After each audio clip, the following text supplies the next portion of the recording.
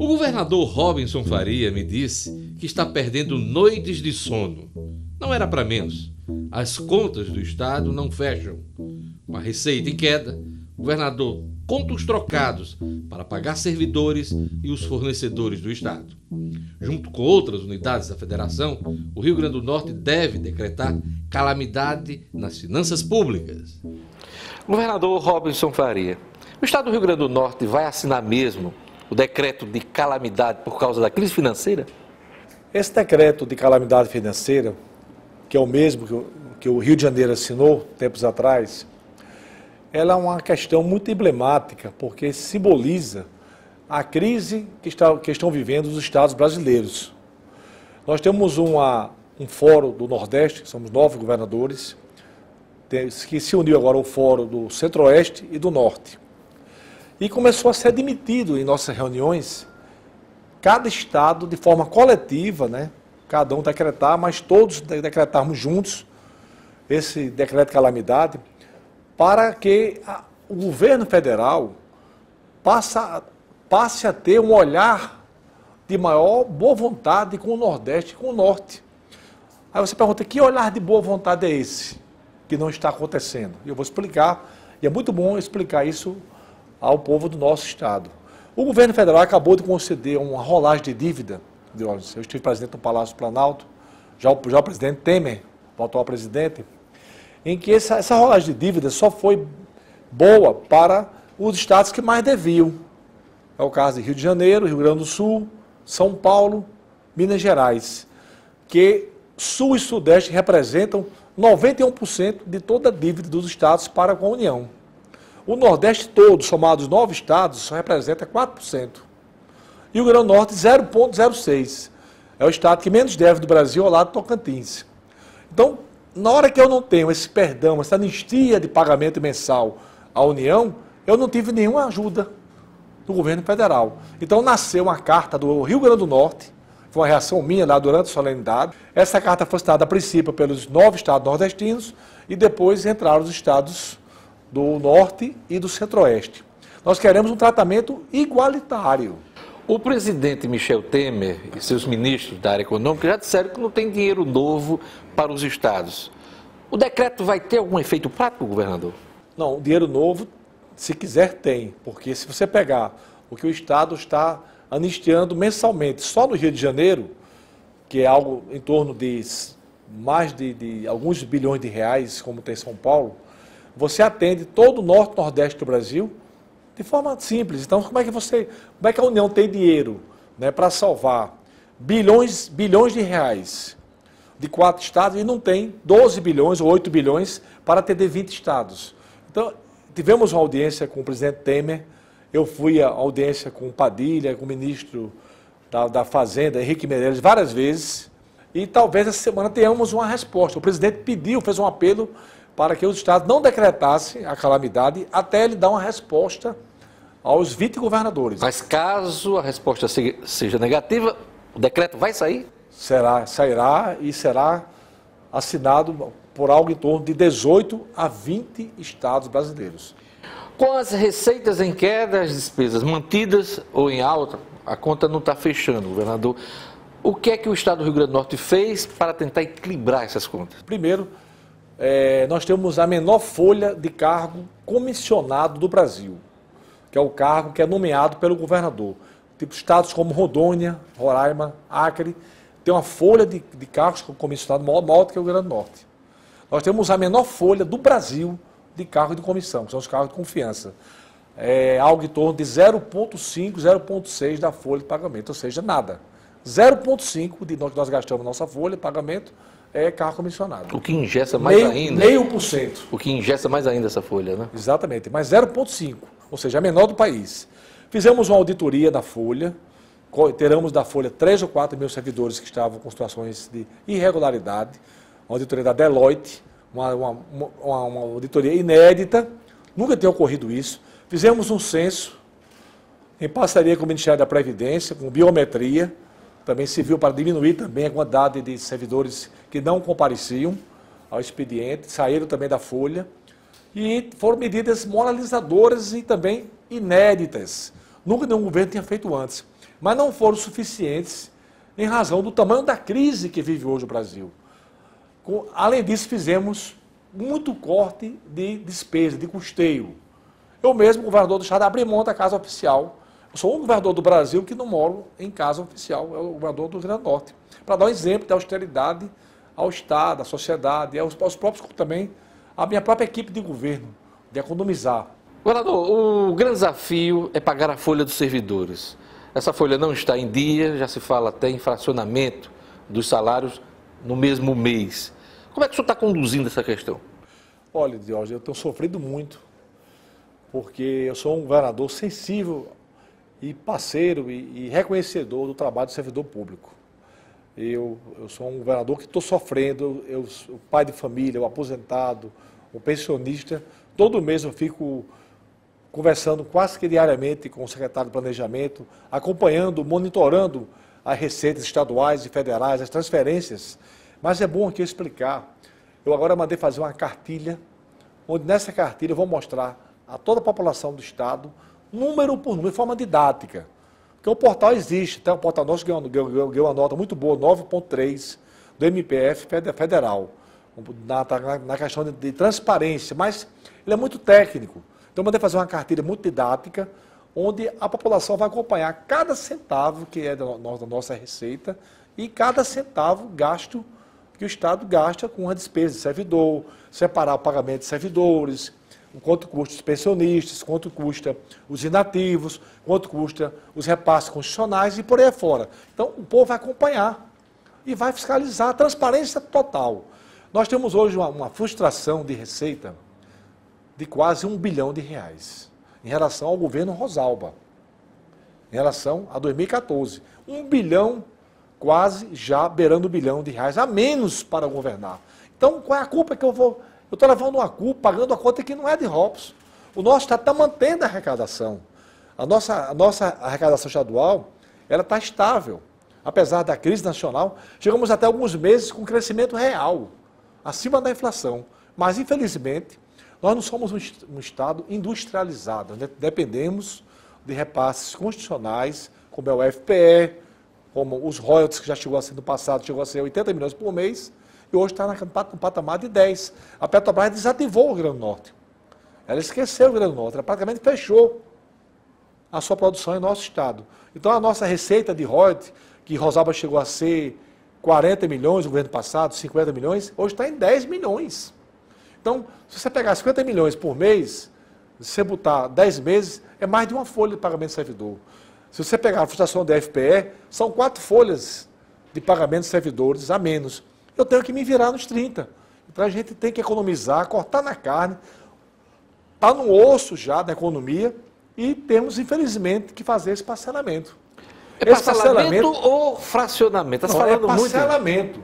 Porque fracionamento é você dividir em vários meses. Você, como está fazendo no Rio de Janeiro, e então, como está fazendo em Minas Gerais, você recebe o salário, um pedaço em cada mês. Nós pagamos dentro do mês seguinte, até o dia 15, 16, 17, como foi o mês passado. Mas não deixa de ter um fracionamento no mesmo mês, não é, governador? É uma divisão, mas isso está acontecendo em quase 20 estados do Brasil. Em quase 20 estados do Brasil. Os que não entraram estão para entrar.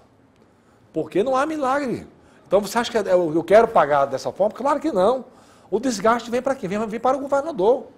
O servidor, quando ele não recebe, ele culpa o governador, sem eu ter culpa. Calendário de pagamento, nem pensar, né? Não dá para fazer uma definição e um planejamento de meses. O calendário de pagamento não depende da receita só do Estado. Depende da receita que vem do FPE, da União, que são 3 datas no mês. Então a gente fica esperando poder chegar essa data para ter uma estimativa desse calendário. Então é difícil, Diógenes. Eu, antes de saber o que virá do governo federal, frustração que aumenta a cada mês. O mês passado, por exemplo, foi o pior mês do Brasil nos últimos 20 anos. O pior mês do país nos últimos 20 anos. O culpado sou eu? Ou o culpado é a crise nacional? O Brasil vive hoje a maior crise econômica e financeira desde que existe Brasil. É a maior crise da história do Brasil. Então eu sou governador no momento mais difícil da história. E nós somos um Estado pobre. Já peguei um Estado também endividado, muito resta a pagar. Então tudo isso se somou, 5 anos de seca, o Estado teve que bancar muita despesa para atenuar a seca no interior. Então tudo de uma vez só eu herdei. Então foram muitas heranças, o sistema prisional, de fazer investimento, recuperar presídios, na fonte 100, não há ajuda federal na questão prisional, o Estado tem que bancar. Então tudo isso de uma vez só aconteceu, caiu no meu colo, mas eu sou um homem motivado, eu continuo mantendo o meu otimismo, que o Brasil vai ressurgir das cinzas, e se eu não posso perder essa motivação. Eu sofro, eu fico triste quando vejo o pagamento atrasado do servidor, mas eu tenho que estar motivado e preparado para enfrentar a crise, e a crise é para ser enfrentada. No primeiro ano do governo, o senhor conseguiu manter a folha em dia usando recursos do Fundo da Previdência. Eu lhe pergunto, esse dinheiro volta para o Fundo dos Aposentados? Volta. A Assembleia aprovou uma lei em que o Estado terá um parcelamento para devolver para esse fundo. Mas esse fundo fez o Estado estar de pé. Não era justo eu não utilizar esse fundo, porque esse fundo foi pago para pagar o próprio servidor. Não houve desvio de função. Esse fundo foi pago para o servidor aposentado. O seu fundo que existia, ele foi para pagar o próprio aposentado. A própria folha de inativos, não foi para pagar o servidor a folha dos ativos. Nós pagamos os inativos. Então, não houve desvio de função, não houve desvio de finalidade. Nós utilizamos dele do fundo para pagar os aposentados e os pensionistas. Mas isso não ameaça a aposentadoria no futuro? Não, porque isso seria de recurso utilizado para daqui a 30 anos. 30 anos. Segurança Pública.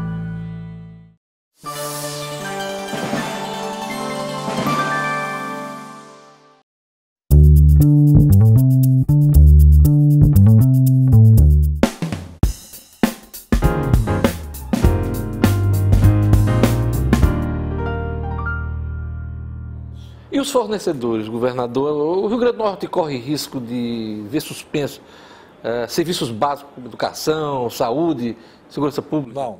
Não. Pode diminuir um pouco, porque nós não queríamos não aumentar, não ter mais abrangência nos investimentos. Mas eu estou priorizando muito no meu governo, mesmo com essa crise, nunca o governo investiu tanto em segurança como o nosso governo. Se é o governo que mais investiu na sua história na segurança pública, foi o meu governo. Eu promovi 6 mil policiais militares, 6 mil policiais militares, civis, do ITEP. Toda a nossa polícia hoje está no momento de autoestima.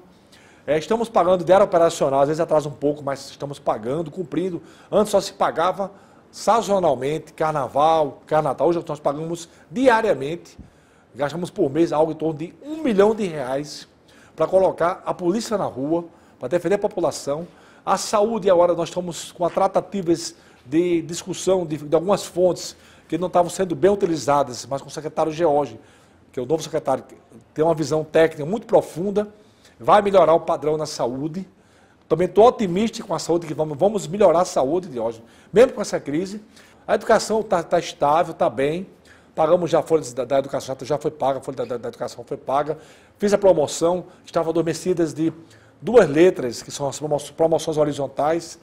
Estavam adormecidas há mais de 10 anos, eu fiz, para os educadores. Fiz concurso para a educação. Foi o primeiro estado do Brasil a pagar o piso nacional do professor, fomos nós que plantamos. E fizemos concurso e já chamamos os concursados na educação. Então, a educação ela teve grandes avanços no nosso governo. O senhor já nomeou 3 secretários de segurança, 4 na Secretaria de Justiça e Cidadania, responsável pelos presídios. Eu lhe pergunto, o senhor esperava enfrentar tantos problemas na área de segurança? Uma de suas promessas maiores de campanha? O meu diálogo, Diógenes, é com a sociedade. São com os movimentos sociais, que eu venho tratando, mesmo muitas vezes com dificuldade de atender. Já recebi aqui dentro do MST, recebi aqui dentro dos sindicatos, recebo todos, do empresário ao servidor, ao homem do campo, ao trabalhador rural. Então, eu vou procurar acertar. Não está dando certo, eu mudo. Porque eu não tenho o que aconteceu no passado. Eu me elegi muito independente, muito só, uma coligação muito pequena, e isso me dá a liberdade de eu governar também com liberdade. Então, o que não está dando certo, eu mudo, até acertar. Então, eu faço na boa intenção de dar condições de devolver à população serviços essenciais à altura do que o povo espera do meu governo. O senhor tem reclamado de falta de parceria e recursos do governo federal para enfrentar o problema dos presídios, mas a gente viu aqui a presença da Força Nacional, do próprio Exército, num momento difícil, dos bandidos nas ruas e tal. Como é que o senhor está enfrentando essa questão e quando é que a gente vai ter novos presídios aqui? Jorge, é o seguinte, eu recebi o Estado com um déficit prisional de quase 4.000 vagas. Logo no começo do meu mandato, houve aquela rebelião, nós conseguimos vencer, o Estado não negociou, disse que não ia recuar, não iria negociar com bandidos, queria que o Estado, queria até interferir na indicação do diretor de Alcaçuz. Eu disse que não negociava com bandido e vencemos aquela primeira etapa. Aliás, foi sua prova de fogo logo no início do governo, né? No início do governo. Agora veio novamente a questão da instalação do bloqueador do celular nos presídios. Primeiro houve reação, eles que tentaram intimidar e emparedar o Estado, muitas ameaças, disseram que o Estado era menor do que eles, que eu vencer o Estado. Alguns estados do Brasil recuaram, o Ceará recuou, Pernambuco recuou, e eu disse que não recuaria. O Estado jamais seria emparedado e jamais será emparedado no meu governo. E por conta disso, nós pedimos naquela época o reforço do Exército, e o governo realmente foi muito diligente, foi rápido, foi solidário e nos mandou as Forças Armadas. Diógenes, esses presídios, os líderes, por exemplo, nós identificamos 26 que foram embora daqui, do sindicato do RN, foram para o presídio federal. Já melhorou muito aqui do lado de fora. Não adianta você botar a polícia na rua e lá dentro do presídio, da cela, o cara está comandando diariamente, estabelecendo metas pelo telefone celular. Hoje vamos assaltar o Banco do Brasil, hoje vamos vender droga em tal lugar, hoje assaltar em Mossoró, ou seja, gabinetes de trabalho dentro dos presídios. Então nós estamos desmontando esse gabinete de trabalho. Isso talvez o nosso seja o único estado do Brasil que vai ter 100% dos seus presídios com bloqueador de celular. E tem data para concluir esse trabalho? Data não tem, mas está andando. Nesse momento estamos instalando em Alcaçuz e em Nova Cruz. Alcaçuz é o maior de todos. Lá dentro tem várias facções criminosas, com líderes inclusive de peso, que vão perder essa regalia de comandar lá de dentro de Alcaçuz, do lado de fora, a criminalidade. E a construção dos presídios, dos novos presídios, a reação dos municípios que não querem esse presente de grego? Olha, não é presente de grego não, porque o presídio, o povo não quer segurança, o prefeito não quer segurança para o seu município, e os habitantes também não querem. Então, um presídio não vai afetar, não vai gerar insegurança naquele município. Mas muitos reagem desta forma. Mas isso aí é um viés político. A gente tem que pensar grande, pensar nas pessoas. E eu estou pensando nas pessoas, eu não estou pensando em ter desgaste político. Estou pensando esse desgaste político de um político chegar, um vereador fazer um discurso na Câmara, o vereador está dando presente ao presídio. Isso não me preocupa. Meu compromisso é com a sociedade. O senhor comemora a eleição de mais 50 políticos, prefeitos, filiados ao PSD, mas não teve uma participação importante na eleição da capital e na segunda cidade do estado, que tinha inclusive um candidato do seu partido. O que houve? Primeiro, feliz com 52 prefeitos, um partido novo, PSD, nasceu há pouco tempo, e esses prefeitos, Diógenes, foi um trabalho que partiu das bases, né? Partiu do sentimento ainda forte da minha vitória em 2014, onde a população, onde os líderes municipais escolheram os 55, a bandeira dos 55, a onda dos 55 do meu partido, para se filiar e se candidatar. Então houve uma busca pelos 55. Isso é muito interessante, né? Por isso que elegemos 52 prefeitos. Com relação a Natal e com relação a Mossoró, eu vou separar. Em Natal eu não fui buscar, terei condição de buscar parcerias, mas eu deixei à vontade. O deputado Jacó se manifestou, depois achou que não tem condições, eu respeitei e não apresentei candidato em Natal e mantive uma posição de neutralidade. O meu partido, o PSD, não, em nenhum momento, ele fez coligação majoritária. Portanto, manteve, na prática, uma participação de neutralidade. O PSD não somou tempo de TV para nenhum candidato. Apenas ele fez coligação na chapa proporcional. Mas no caso de Mossoró, já... Mossoró, vamos para Mossoró. Mossoró nós tínhamos um candidato que eu disse a ele aqui que o nome dele não tinha viabilidade para a reeleição. O Francisco Silveira. Eu disse que ele não tinha nenhuma viabilidade para a reeleição. Que ele pensasse, tivesse humildade. As pesquisas mostravam que ele não tinha nenhuma chance de reeleição. E depois ele desapareceu. Desapareceu, lançou-se candidato, sem conversar comigo. Mas como ele tem um diretório do PSD, lançou-se candidato, botou o bloco na rua. E eu fiquei aguardando os acontecimentos. Logo depois, ele foi para as redes sociais, com a primeira-dama de Mossoró, querer questionar o governador, que eu não gostei. Querer questionar e querer cobrar do governador uma conta que não era minha. Ele era para ter tido a sensibilidade de saber que não era o seu momento. E devia dialogar com o governador. Qual o nosso caminho em Mossoró? Vamos ser parceiro de quem? Ele, além de renunciar à candidatura, teve aquela questão da sua esposa na rede social, que eu nem respondi, nem iria responder. E depois disso, ele tomou a posição em Mossoró sem me consultar. Ele apoiou o candidato Tião da Prestes, levou o PSD sem consultar o governador. Então eu não tenho motivo de ir a Mossoró. Primeiro porque ele tomou uma posição, se eu tivesse ido para Mossoró, disse isso a vários amigos, posso dizer, porque alguns me perguntaram, eu disse, se eu for a Mossoró, eu vou apoiar a reeleição, vou apoiar o nome de Rosalba. Rosalba era o nome que eu desejaria que o PSD apoiasse Mossoró. Eu telefonei para o seu marido, antes da eleição, várias vezes, para Carlos Augusto. Disse a alguns amigos meus que me perguntaram, Mossoró, eu digo, você vota com Rosalba. É lógico que eu não fui lá a Mossoró, não fiz comício, nem estou falando isso só porque ela venceu. Mas eu tenho dezenas de testemunhos em Mossoró que me procuraram, que me perguntaram qual era o meu interesse na eleição de Mossoró. Eu disse, se eu fosse a Mossoró, eu iria apoiar o nome de Rosalba. Mas o PSD não me escutou, me deixou até na posição embaraçosa de eu ter que ir lá contra o meu partido. Como Rosalba venceu, Mossoró vai ter uma sintonia administrativa com o governo do Estado. Dá para a gente entender isso? Eu sou governador de todos os partidos, eu tenho que governar com as cidades. Serei parceiro de Mossoró, serei parceiro de Natal, do prefeito Carlos Eduardo. Já telefonei para ele, já dei os parabéns a ele, a vitória dele. E eu acho que temos que ter uma aproximação, não do ponto de vista político, mas do ponto de vista administrativo. Natal tem alguns temas importantes, como a segurança, que poderá ter novas reações, né? A questão de mobilidade, a questão da saúde. Então, podemos trabalhar juntos. E por Natal também. Independente dele de 2018, caminhar por um lado, eu caminhar pelo outro, não estou preocupado com isso.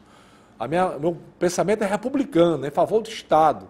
Eu estou quebrando paradigmas. Governar com sectarismo é ultrapassado. Governar com radicalismo, com ressentimento, isso é coisa do passado. Então temos que introduzir uma nova ambiência de convivência política e ir adiante. Certa vez o ex-presidente Fernando Henrique Cardoso disse que era fácil governar o país. Eu lhe pergunto, é fácil governar o Rio Grande do Norte? Foi fácil no tempo dele, né, que o Brasil era outro.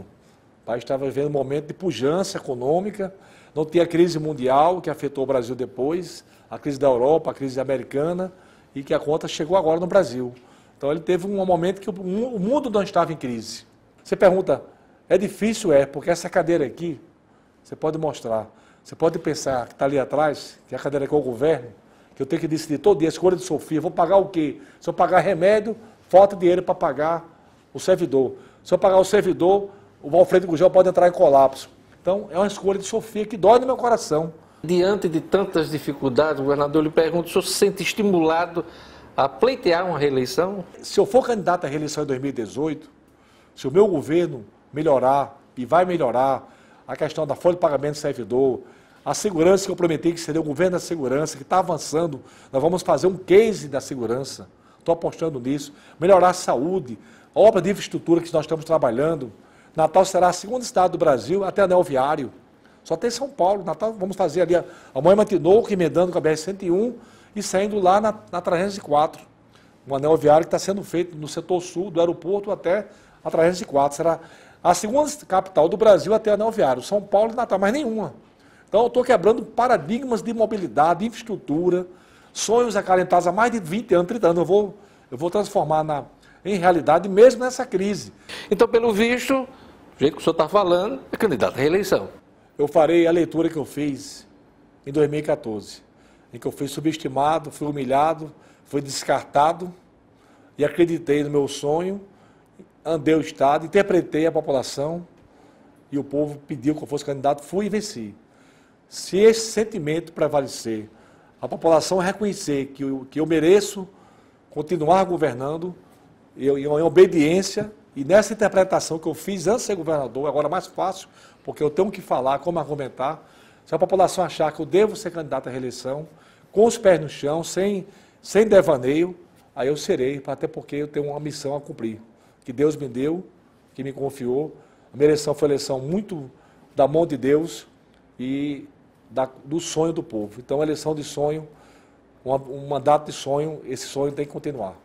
Vereador, obrigado, boa sorte. Obrigado, e obrigado a todos e vamos em frente. Com Deus no coração e fé na alma, vai dar tudo certo.